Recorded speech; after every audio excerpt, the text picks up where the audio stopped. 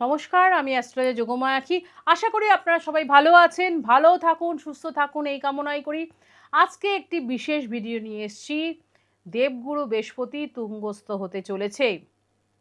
আর এই তুঙ্গস্থ অবস্থায় তার দৃষ্টি থাকবে তার রাশির উপর, মীন রাশির উপর। কাজেই মীন রাশি আপনারা সবাই জানেন ভীষণ একটি ভালো রাশি, একটি ছটফটে রাশি। তার চলন বলন কিন্তু ভীষণই ভালো।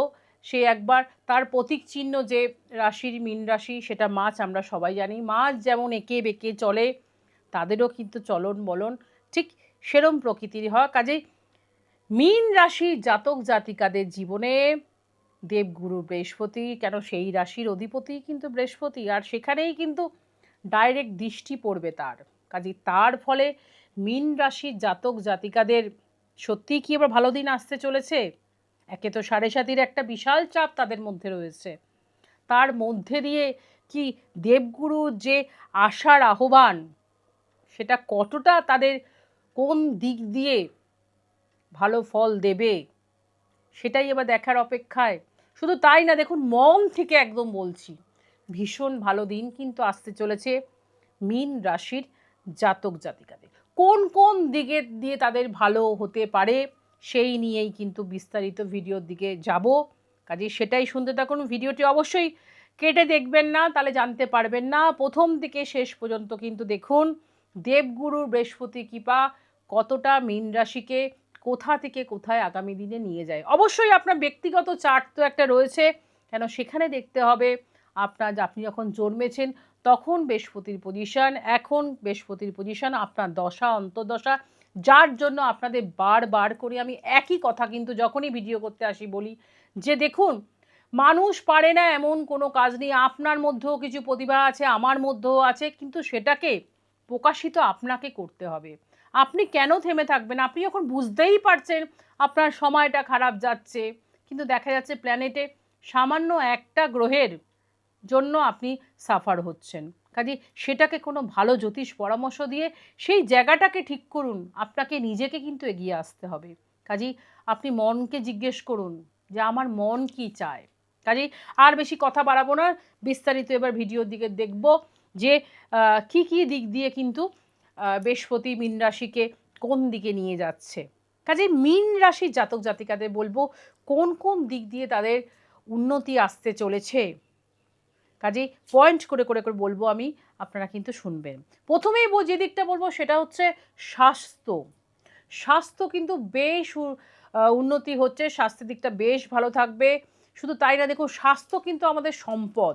কাজেই কারো শরীর যদি ভালো থাকে না, আমরা বোধহয় সব কর্মই কিন্তু অনায়াসে করতে পারি। এবং এটাও বলবো যারা ভীষণ দুরারোগ্যে ভুগছেন, ভীষণ অনেকদিন ধরে রোগ ব্যাধি নিয়ে ভীষণ টালমাটাল, একের পর এক ডাক্তার কাছে অর্থ নষ্ট হচ্ছে, কন্টিনিউ আপনাদের ওষুধ খেতে হচ্ছে, কাজে তাদেরকে বলবো তারা কিন্তু সেই জায়গাটা থেকে ভীষণ রিলিফ পেতে পারেন এবং পাবেনও।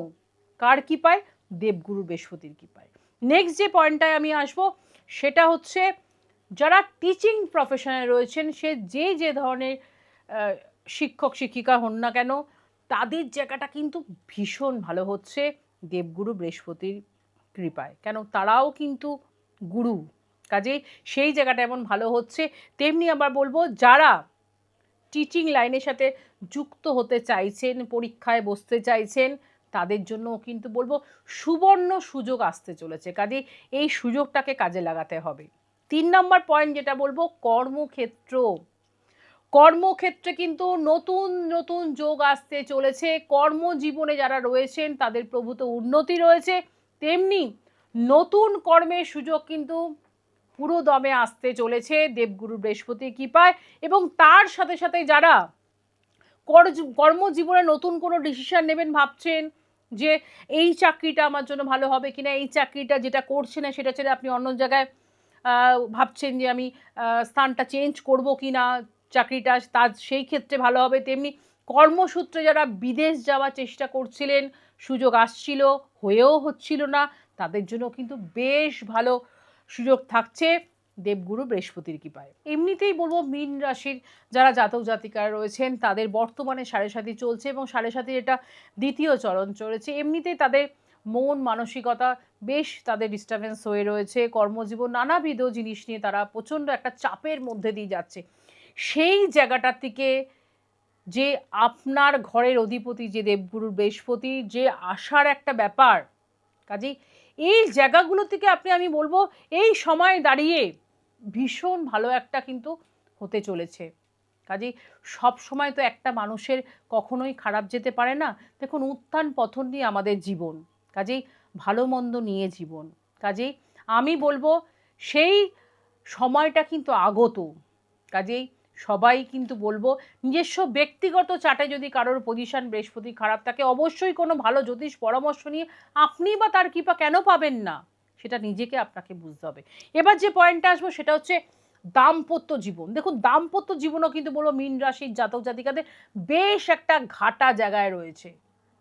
কাজে দাম্পত্য জীবনে কিন্তু সুখ শান্তির প্রচণ্ড একটা অভাব রয়েছে, বেশ ঝুট ঝামেলা গণ্ডগোল। সেই জায়গাটা থেকে কিন্তু বলবো যে এবার বেরোতে পারবেন। শুধু তাই না, সেই জায়গাটা থেকে যেমন বেরোতে পারবেন এবং যাদের সম্পর্ক দাম্পত্য জীবনের সম্পর্ক একদম শেষ গোড়ায় গিয়ে ঠেকেছে, ডিভোর্সের কাছাকাছি, হয়তো তাদেরও বলবো দেবগুরুর কৃপায় তাদের মন মানসিকতা হয়তো চেঞ্জ হয়ে যেতে পারে। কাজে সেই জিনিসগুলো আবার ভালো হয়ে সুস্থভাবে আপনারা দাম্পত্য জীবনে ফিরে আসতে পারেন। কাজে দাম্পত্য জীবনে যে নিত্য কলহ একটা চলছিল, ভুল বোঝাবুঝি, একে অপরের ইগো একটা প্রবলেম, সেই জায়গাটা থেকে কিন্তু একটা খুব ভালো বেটার জায়গায় কিন্তু আসতে চলেছে মীন রাশির জাতক জাতিকাদের। তেমনি যদি আবার দেখি প্রেমের দিকটাও বলবো একদম ভাঙন ধরে গেছিল এবং অনেকের হয়তো বিচ্ছেদও হয়ে গেছে। কাজেই পুরনো সেই জিনিসগুলো রিকভারও হতে পারে, তার সাথে সাথে নতুন প্রেমের সম্ভাবনাও কিন্তু বেশ থাকছে মীন রাশি জাতক জাতিকাদের দেবগুরুর কৃপায়। এই স্বস্তির নিঃশ্বাস তারা আগামী দিনে ফেলতে চলেছে। কাজে এই দিকগুলো মাথায় রেখে কিন্তু কাজে মীন রাশির জাতক জাতিকাদের প্রথম থেকে শেষ পর্যন্ত যে পয়েন্টগুলো আমি ধরে ধরে বললাম, কাজে মীন রাশির জাতক জাতিকাদের জীবনে কিন্তু একটা আমূল পরিবর্তন, শুধু তা না, সফলতা আসতে চলেছে, শুধু সময়ের অপেক্ষা।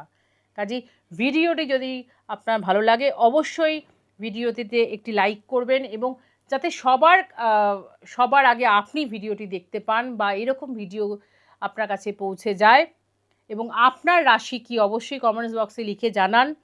কাজে ততক্ষণের জন্য সবাই ভালো থাকবেন, সুস্থ থাকবেন। নমস্কার।